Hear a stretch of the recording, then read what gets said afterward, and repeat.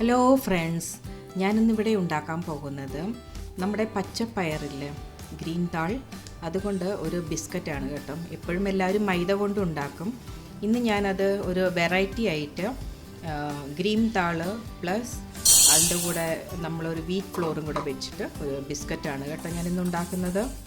ആദ്യം തന്നെ നമ്മൾ 2 കപ്പ് പയറാണ് ഞാൻ വറക്കാൻ വെച്ചിരിക്കുന്നത്. അത് നല്ലോണം അതിൻ്റെ കളർ നന്നായിട്ട് ചേഞ്ച് ആകുന്നവരെ നമ്മൾ മീഡിയം ഫ്ലെയിമിലിട്ട് നല്ലവണ്ണം ഇളക്കിക്കൊണ്ടേ നമ്മൾ വറുത്തെടുക്കണം. നല്ലോണം വറുത്തെടുക്കണം.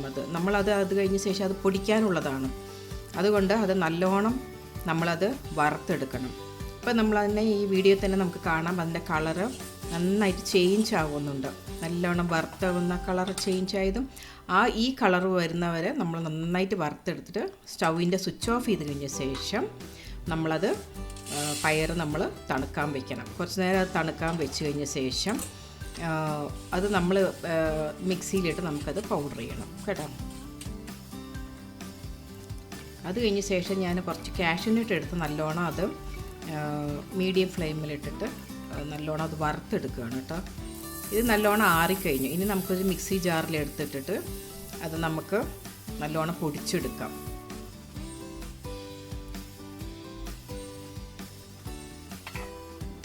നല്ല നൈസ് ഫൈൻ പൗഡറായിട്ട് നമുക്കത് പൊടിച്ചെടുക്കണം കേട്ടോ. അല്ലെങ്കിൽ നമ്മൾക്കത് ഉരുട്ടാൻ പറ്റത്തില്ല.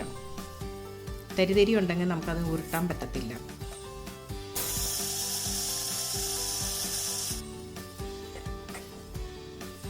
ഇത് നല്ലോണം പൊടിച്ചു കഴിഞ്ഞ ശേഷം നമ്മളത് ഒരു അരിപ്പയിൽ വെച്ച് അതങ്ങ് അരിച്ചെടുക്കുവാണ് കേട്ടോ.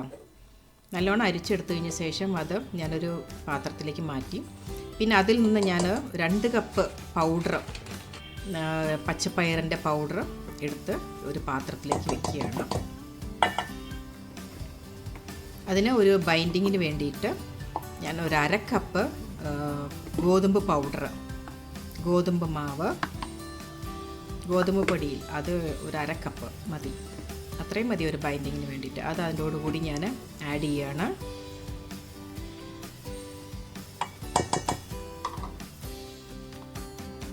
അത് കഴിഞ്ഞ ശേഷം ഒരു 1/2 കപ്പ് ഷുഗർ ഇതിൻ്റെ കൂടെ ഞാൻ ആഡ് ചെയ്യുകയാണ്. നമ്മൾക്ക് പഞ്ചസാര വേണ്ടെങ്കിൽ നമുക്ക് ശർക്കര ആഡ് ചെയ്യാം കേട്ടോ.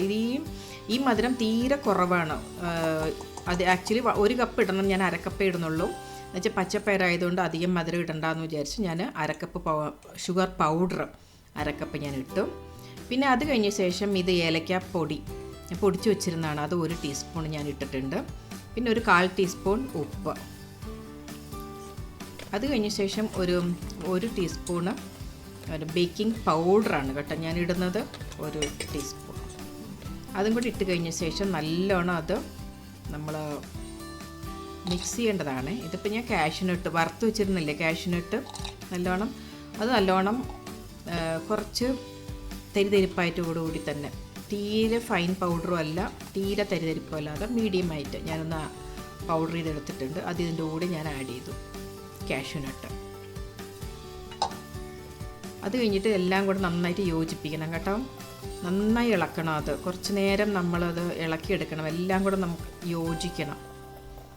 നന്നായി ഇളക്കിയെടുക്കണേ. വിസ്ക് വെച്ചോ അല്ല കൈ കൊണ്ട് നമ്മൾ ഇളക്കിയെടുത്താലും മതി. ഇത് എളുപ്പത്തിന് വേണ്ടിയിട്ട് ഞാൻ വിസ്ക് വെച്ച് നല്ലോണം ഇളക്കിയെടുക്കണമെന്നേ ഉള്ളൂ.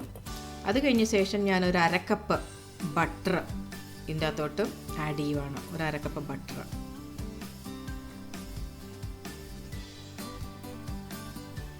അത് ഇട്ട് കഴിഞ്ഞ ശേഷം നല്ലോണം നമ്മൾ ഈ പുട്ടിനൊക്കെ കുഴക്കില്ലേ, അതേപോലെ തന്നെ നല്ലോണം കുഴച്ചെടുക്കണം നമ്മൾ. ഇത് നമുക്ക് ഈ തികഞ്ഞില്ലെങ്കിൽ ഒരു 2 ടേബിൾ സ്പൂൺ ബട്ടറും കൂടെ നമ്മൾ ആഡ് ചെയ്യാം കേട്ടോ. ചിലപ്പോൾ ആവശ്യം വരില്ല, ചിലപ്പോൾ ആവശ്യം വരും. ഇത് മതി. ഈ 1/2 കപ്പ് തന്നെ നമ്മൾക്ക് മതി.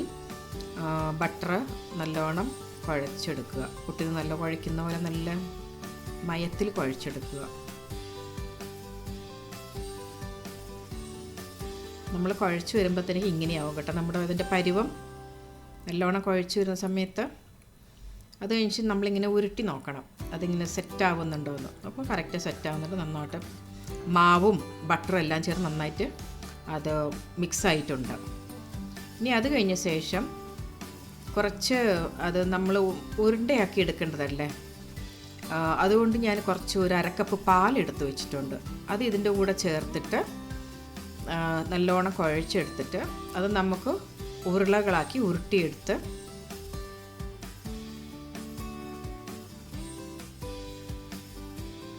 നല്ലോണം കുഴയ്ക്കണം. എല്ലാവരും എൻ്റെ ചാനലിൽ ഒന്ന് സബ്സ്ക്രൈബ് ചെയ്ത് എന്നെ സപ്പോർട്ട് ചെയ്യണമേ. ആ ലൈക്ക് ബട്ടൺ ഒന്ന് പ്രസ് ചെയ്യണം കേട്ടോ.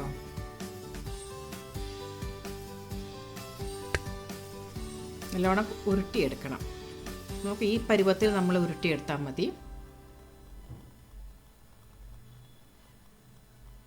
ഇങ്ങനെ ഈ ഷേപ്പിലേക്ക് നമ്മൾ ഉരുട്ടി, ഞാനൊരു പാത്രത്തിൽ എല്ലാം ഉരുട്ടി വെച്ച് കഴിഞ്ഞ ശേഷം പിന്നെ ഞാനത് നമ്മുടെ ബിസ്ക്കറ്റിൻ്റെ ഷേപ്പിൽ അത് ഷേപ്പാക്കി എടുത്തിട്ട് ഓവനിലും കുക്കറിലും വെച്ച് ഞാനത് ബേക്ക് ചെയ്യുവാണ്.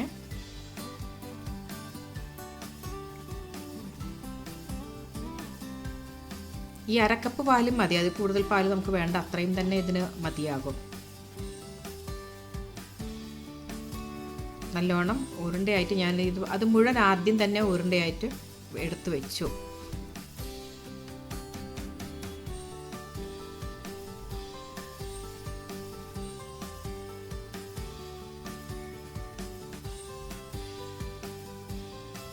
അത് കഴിഞ്ഞ ശേഷം ഞാൻ ബേക്കിംഗ് ട്രേയിൽ ഷേപ്പാക്കി എടുത്ത് വെച്ചു. പിന്നെ നമ്മൾ കുക്കറിൽ വെക്കാനുള്ളതാണ് ചെറിയ പാത്രത്തിൽ, അതും ഷേപ്പാക്കി ഞാൻ വെച്ചു. പിന്നെ ഈ കുക്കർ ഞാൻ പ്രീഹീറ്റ് ചെയ്യാനായിട്ട് നേരത്തെ വെച്ചിട്ടുണ്ടായിരുന്നു ഒരു 10 മിനിറ്റ്. അത് പ്രീഹീറ്റായി നന്നോളം ചൂടായി.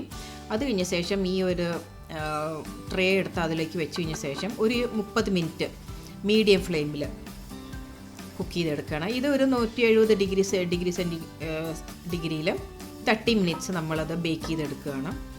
ഇതിപ്പോൾ കഴിഞ്ഞു, കറക്റ്റ് 30 നിമിഷമായപ്പോൾ ഞാൻ നോക്കുന്ന സമയത്ത് നല്ലോണം വെന്തിട്ടുണ്ട്. നമ്മളിങ്ങനെ അനക്കി നോക്കിയാൽ അത് അനങ്ങും നന്നായിട്ട്. അതിൻ്റെ കളറും കുറച്ച് മാറിയിട്ടുണ്ട്, നല്ലോണം ബേക്കായി വന്നിട്ടുണ്ട്. എല്ലാവരും എൻ്റെ ചാനലൊന്ന് ലൈക്ക് ചെയ്യുക. ഇപ്പോൾ നമ്മുടെ പച്ചപ്പയർ കൊണ്ടുള്ള ബിസ്ക്കറ്റ് റെഡി ആയിട്ടുണ്ട്. ഇതെല്ലാവർക്കും കഴിക്കാം. എല്ലാവരും എൻ്റെ ചാനൽ സപ്പോർട്ട് ചെയ്യുക. Thank you viewers. Thank you